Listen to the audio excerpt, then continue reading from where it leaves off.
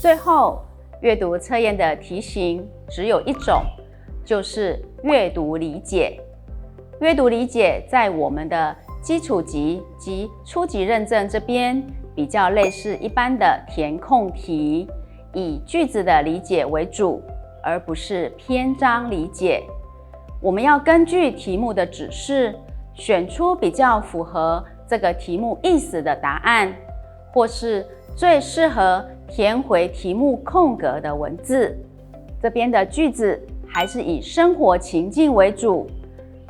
本类题型，我们要思考题目所提供的线索，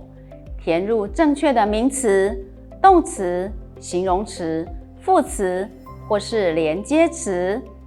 万一你无法直接判断时，我们还有一个方法，我们就将选项尝试性的放入空格后，念看看是否通顺，还有跟前后文的文意是否合理，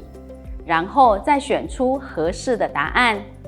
接下来，我们来练习一下几个题库里的范例，